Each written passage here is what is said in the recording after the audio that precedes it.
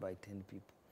Getting Sonko out of that place needs a lot of energy. Two, and looking at, we have been discussing the conflict of interest issues. You can impeach Sonko at the City Hall if you have the capacity. Right. Where will you pass that resolution at the Senate, where you need at least 28 senators? Right. You can... have no capacity to see. We will go after them for conflict of interest. Right. So where do you get the rest? The other thing is this. Why now? I can tell you, looking at you directly, Sonko has been competent since day one. If you needed to impeach him, you did not need him to be arraigned in court to impeach him. Right. You just needed to get your facts together and impeach him. But the question is this. We are promising the people of Nairobi, giving them some hope. But deep down, even the people who drafted the motion know it is foreign seeking, it is Christmas, people need some little chums, and that's why this must happen. So Sonko's going nowhere? It is as actually, far as the assembly is concerned. Even not as far as the assembly is concerned. Even yourself seated here, Well, know that you still have a lot of headlines to discuss about Sonko, and one of them is not the success of an impeachment. So Kenyans, as they go to their rural homes for Christmas, you will come back, Sonko will still be here. Right. The rest is just both or organized confusion. Well, Mark, let me come to you as well, because last week, on Friday, I believe, as one of the dailies spoke about the fact that there was a top call that came that spared Sonko from going to Voi last week, a top government official who called and asked Sonko to actually even be given bail as well on that particular issue. And we're sitting here wondering, okay, fine, we're talking about the fight against corruption, but there seems to be a hidden hand that has another motive as to what is going on right here. Is there more than meets the eye with what is happening to Sonko right now? With Sonko, there's always more than meets the eye. Come on, we're talking about the prison prefect. He's survived things that are unsurvivable. Talk about how he got his certificate of good conduct. You understand? The same top official gave an instruction so that he could be cleared. And this is really part of the issue that we need to address about Sonko. I agree with Kipchumba. It is quite a difficult feat for us to expect our elected leaders to act with their conscience and not with their rent-seeking ways. Let me tell you, from beginning to end, whether it's the MCAs to the senators, all of them will be looking to see if Sonko took 387 million, how much of 387 million can I pocket? That's really all they're thinking about. There are very few of them who are thinking about the betterment of Nairobi and what the future is for Nairobi. That said, we must address the biggest elephant in the room. Who has been aiding and abetting Sonko in doing and practicing what he's been practicing for the however many years he's been doing it? Who aided and abetted him to leave prison? Who aided and abetted him after leaving prison to be qualified to run as MP, senator, and governor? Because we must understand there are people who are empowering corruption, are empowering bad behavior in this country. Those are the people who need to be unmasked. And the media needs to be bold enough to tell us, stop telling us senior government official. My friend, there are thousands of them. There are 600,000 civil servants in this country. When you say senior public official, unless there is a clerk, everyone else is senior to the clerk. You know, so you cannot say senior public. Can we say who it is? And those are the things that we need to address. Because if he's going back to Voi for such a high crime as attacking a police officer in his execution of duties, then we expect that he's going to pay for that. And we expect the people who interfered to make sure that he's not paying for it are also in the dock with him, because that is what? It is trying to defeat the cause of justice. And that's why we need to be serious as a country and begin to confront these people. This idea that a Kenyan caught in traffic, all they need to do is call their uncle, their sister, their brother, who's a senior government official, to defend them, needs to stop. And that's part of what is wrong in this country. Sonko did not rise through the ranks by himself. There are people who aided and abetted him, and they also need to be brought to book. That said, do I still think he needs to be impeached? Of course he does. You see, the thing is, in the execution of what is right, it does not matter whether it will happen or not. I think it's a process that needs to happen, because one day we'll be successful. One day the people of this country will receive justice. We cannot say that because we tried to impeach Wambora and the others, that we now should quit the process of impeaching. We blessed ourselves with the articles of impeachment for the very simple reason that it's something we need to keep trying to do anytime we feel that our leaders are letting us down. It's the same reason why people who have MPs who are alleged alleged to have slapped a woman in parliament also need to have the right to recall that MP. Oliver, let me come to you. You have a rejoinder on that?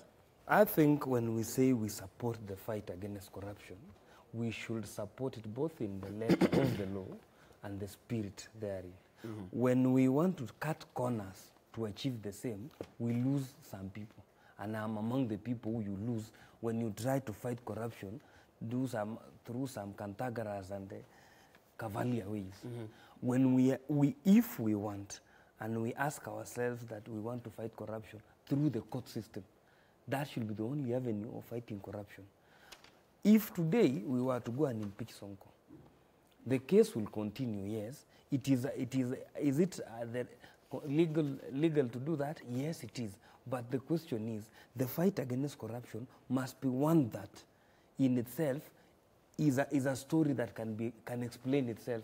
But if today you want to use politics, kidogo, some other things here to arrive at that, we might not have consistent, and the results that we will get in the long run might not be desirable. The reason is this.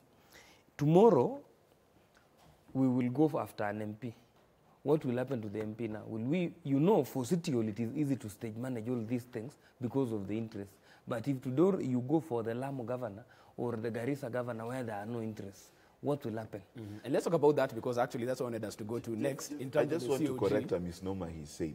First and foremost, let's understand, impeachment is not an illegal process. Let's stop vilifying it like it's something that you do, you're bringing out a monster from the closet. Number two, let's also understand that there are political and legal consequences to not only corruption, but gross incompetence. You understand? You cannot have a governor who has new CECs every 2 minutes, who we don't know where things are going, where we drew lipstick on Thika Road, it has never happened. And then you want to tell the people of Kenya they cannot impeach him? Come on. We need to be serious. Listen, the crimes of Sonko are not just criminal in nature. He is an incompetent governor. I want to talk about that as well. The I want to go to the COG as well. Yes, and we have a right to impeach. No, the competence and incompetence thereof is something that is... Mark's standard is quite subjective, because it's Mark saying having new CECs every week is a mark of incompetence. I'm just giving an example. No, The law has given we him have, that power. it has given him the latitude to do what he needs to do. If CECs don't work, they do not perform as far as he's concerned, he can replace them as much as he can. There are other things that he has done that are completely out of step, like refusing to have a deputy governor. The problem with that is that he has exploited loopholes in the law to be able to do some of these things. The conversation we should be having is not about the suitability or non-suitability of Sonko to function as governor. What Sonko has done is given us a perfect case study to see, are our laws adequate, are our regulations adequate? When I talk about standards, what qualifies a perfect governor? What is the standard that we're going to use to measure and say that this has been a successful governor? There's been the talk about maybe Nairobi should be under the national government and an authority rather than as a regular county. Now, these are the discussions that this Sonko scenario has pointed out. Like I said, impeachment, highly unlikely.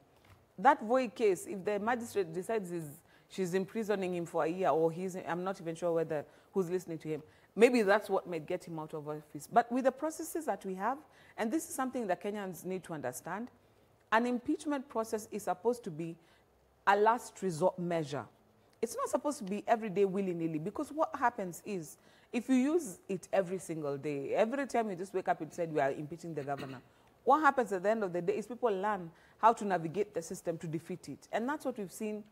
Governor Wambora is a perfect example of how he not only defeated the process, went ahead and got re-elected.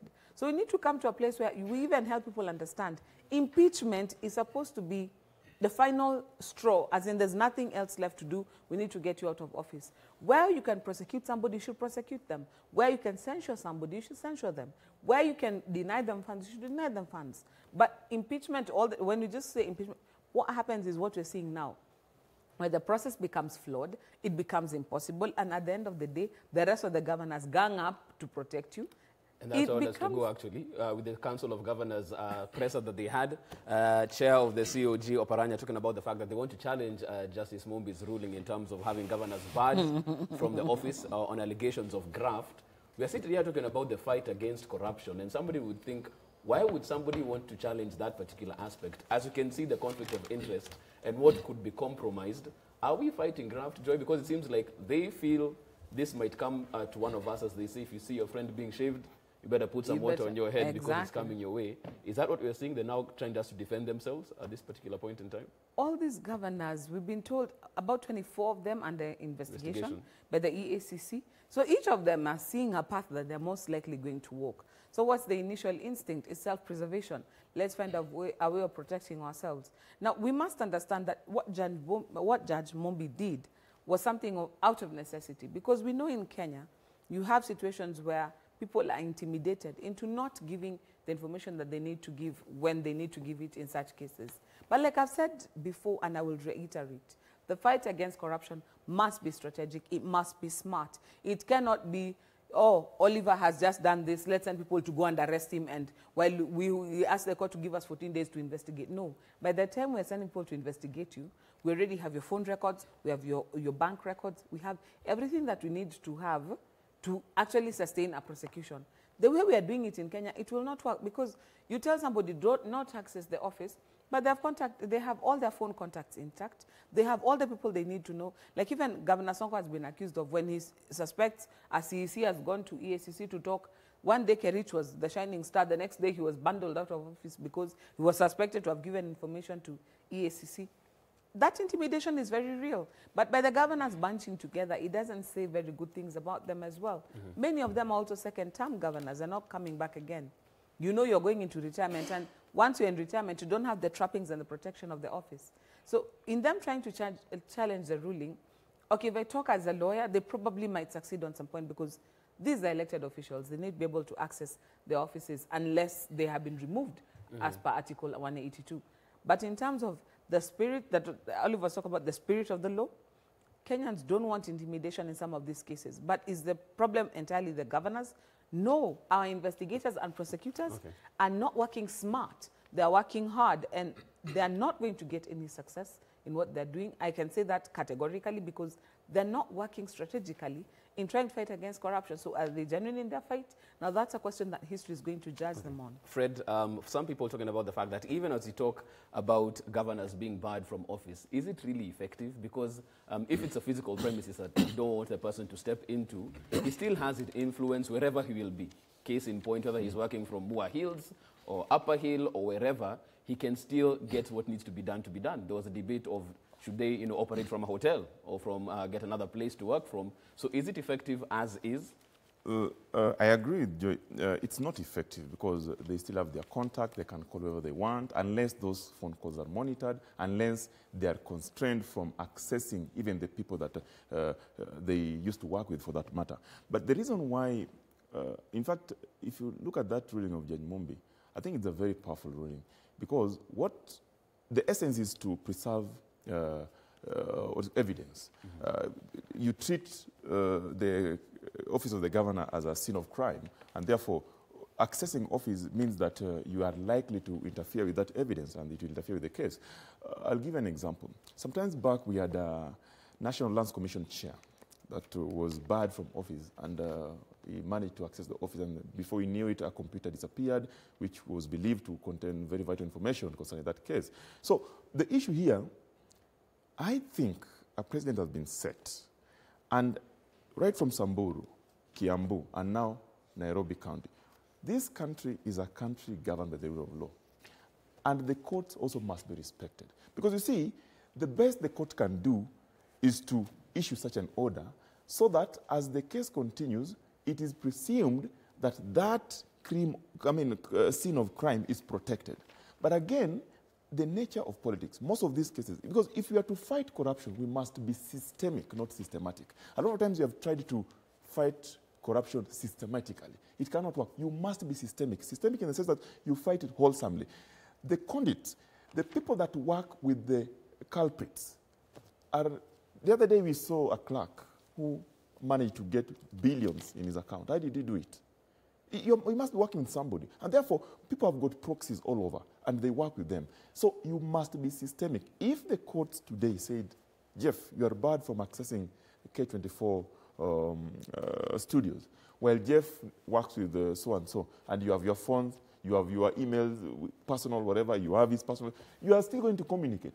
What I would advise as an individual who loves this country is that let us fight corruption methodically and systemically. Because you see, at the end of the day, we have seen people coming out even more bold and go ahead and get these political seats because of what happened to them.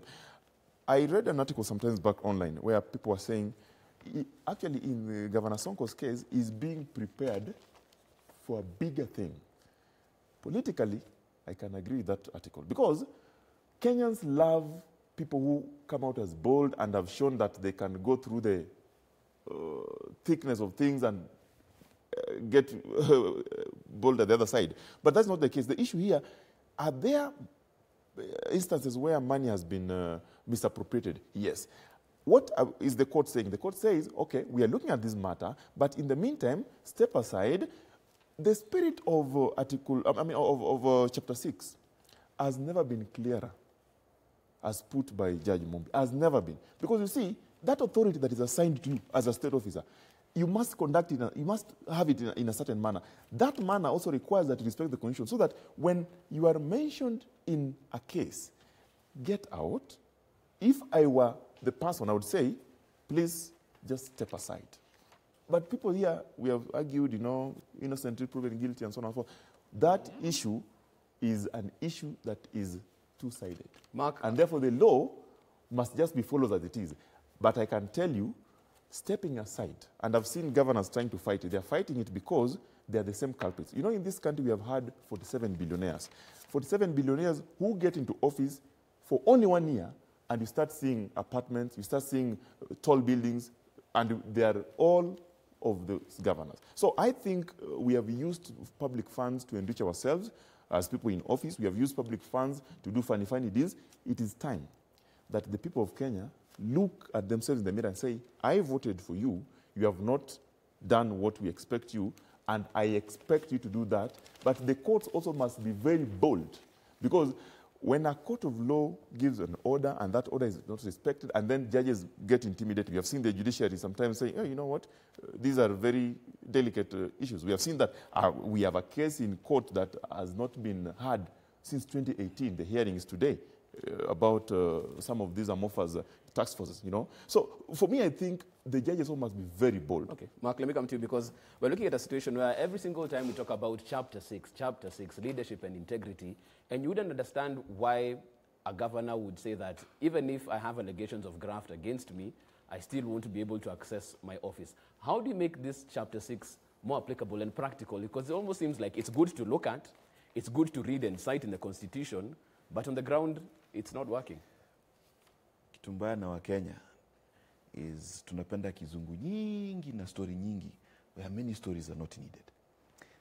If someone is the chairman of your neighborhood chama for changaing money, 500 shillings each, and there is only 10 of you, and so it's 5,000 shillings. And tomorrow, he's not even arrested. He's suspended from work, having been suspected of stealing some money. For how long will he be chairman of that chama? Mm-hmm. Some things are obvious. This country is a football-loving country, specifically English football. When a coach coaching Manchester United or Man City or whatever fails in his mandate to beat the teams you don't like, you are on social media every day saying that particular coach should step aside. But that logic does not apply to your governors. That logic, suddenly, when it comes to Kenya, when it's a goal that really matters, when it's a city that really matters, now, no. Let us not impeach Soko. Let's not remove him from office because there's due process. A footballer kicking a ball somewhere in the north does not affect you as much as Sonko's competence or incompetence affects you. But we are here talking a lot of legalese about things that are obvious. So we want to go and say that governors who are caught in corruption should continue to work in office. My friends, we're full of jokes. We live in a world where Strauss-Kahn was falsely accused. of sexual impropriety in a country away from his homeland of France. And he withdrew his name from candidature running for the presidency of France. We live in a world where a former minister of transport resigned because a ferry killed people in South Korea. That is what proper people do. How do you get But ourselves here back to in that Kenya, track, that's what I'm addressing. Have we ever been there? Here in Kenya, the problem is that every time we want to do the right thing, we jump into kizungu nyingi and legalize. The right thing does not need constitutional interpretation. The right thing is this, that there should be no single governor upon whom the DCCI, DPP, and EACC can find a shred of evidence against. They should be cleaner than Caesar's wife. Listen, here's the thing. If you can find a shred of evidence against me, what stops me from stepping aside? What is so hard about it? Did you step in to live in office forever, or did you step in to serve the people of Kenya? This is the kind of nonsense we tolerate, that all the Constitution says until you exhaust appeal. Come on. We know that you can be caught red-handed with a chicken and you can appeal 6 times until you get to the highest court in this land. Yeah. It will not make you... Please let me finish. I allowed everyone else to finish. You understand? This thing where lawyers and people who benefit from defending Waititu and defending Sonko come on shows to defend corruption needs to stop. Let's be clear. If that person cannot be chair of your chama, how are you okay with them being a governor? How are you okay with them being a senator? The only reason we are sitting here talking about it is because we have interest in the perpetuation of corruption in this country. The reason why the governors want themselves to continue in office is only 2 reasons. That 1, they can continue stealing, and number 2, if they are caught, they can do what happened with Swazuri and his team when they were brought back to office, when computers were stolen in the office. That's the only thing they want to do. I need to take a short break at that particular point. I'll come to Oliver as well on this particular issue as we move on. And also, the ramifications as we move forward. Your case is being heard today as far as the BBI task force is concerned. But it seems the ripple effects are being felt far and wide. The Standard is also covering that and plenty more. Tweet us at K24TV. You can also SMS us as always on 21222. We are back with more after the break.